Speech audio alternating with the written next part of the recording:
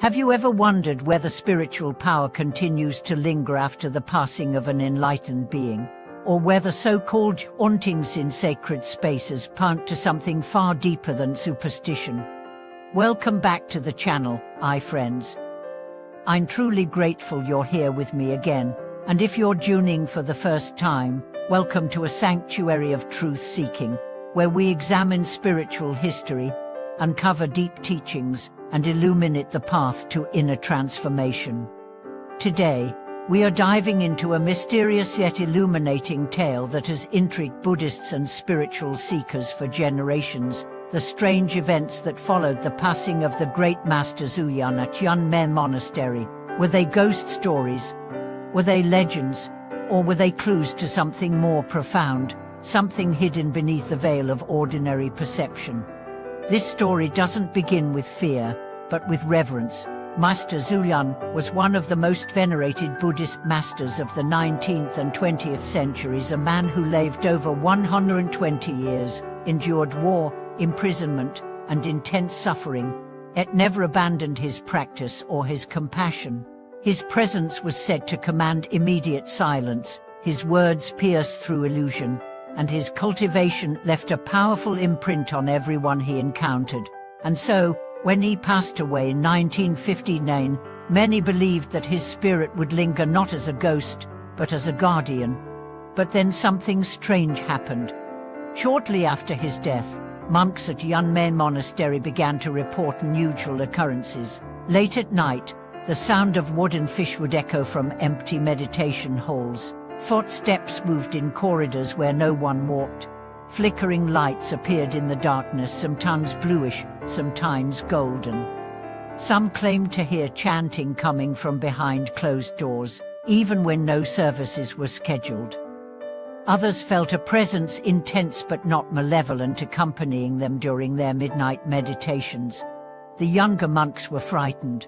Some believed ghosts had come to haunt the temple. Some even considered leaving. But the senior monk smiled. "Don't be afraid," one said. "This is not haunting. This is blessing. Let's take a closer look." In Buddhism, especially in Mahayana tradition, it is believed that realized masters leave behind not only memories, but energetic residues, fields of presence, waves of spiritual charge that remain embedded in the very structures they inhabited. This is not metaphorical. It's energetic, it's vibrational, it's karmic. The same way that a place of trauma can hold an eerie, heavy atmosphere, a place of deep cultivation can hold an unmistakable stillness, clarity, or sacred intensity. Yunmen Monastery wasn't just a physical building. It was a vessel of spiritual energy, cultivated over decades by a master who chanted, meditated, taught, and radiated the Dharma with unwavering dedication. When he left his body, that energy didn't vanish, it remained, and it's entirely consistent with Buddhist teachings to understand that such residual presence may express itself through phenomena that seem paranormal to the untrained eye. But here's the real teaching: what we call ghosts are not necessarily lost souls.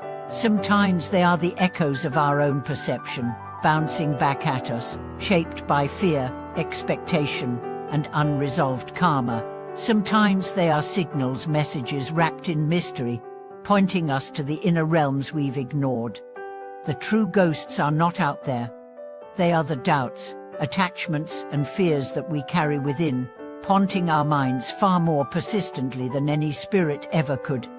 What the monks encountered wasn't a threat. It was an invitation, a reminder that sacred space still lives, even in silence. That practice continues, even after the master is gone. That presence is not limited by flesh. But let's go even deeper. Master Zuyan himself taught extensively on the subtle layers of reality. He explained that beyond the visible realm lies the realm of thought forms, spirit entities, and karmic residues. He was never dismissive of paranormal experiences, but always emphasized this: the point is not to chase them, fear them, or sensationalize them, but to recognize their source and transcend their illusion. In one of his own writings, Master Zuyan recalled a time during his long solitary retreat when he was visited by apparitions, but instead of reacting with fear, he bowed to them, dedicated merit, and returned to his meditation. They are just projections, he said, like dreams arising in the mind. And that's the key. Whether it's a ghost, a vision, or a vice, the real question is, how does your mind respond? Do you get attached? Do you flee? Do you chase after meaning? Or do you return to center, anchor in awareness, and see through the veil? This teaching is not just about monks in ancient temples. It's about us.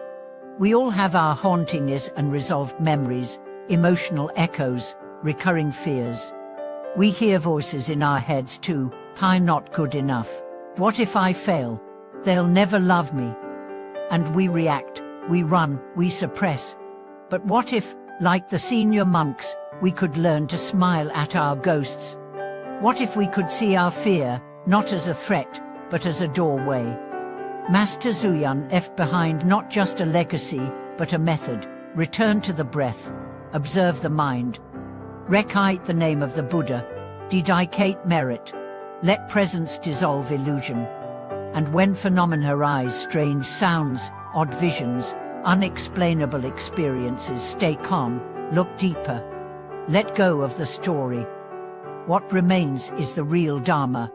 The monks who stayed at Yunmen grew stronger, not weaker, because of what they encountered.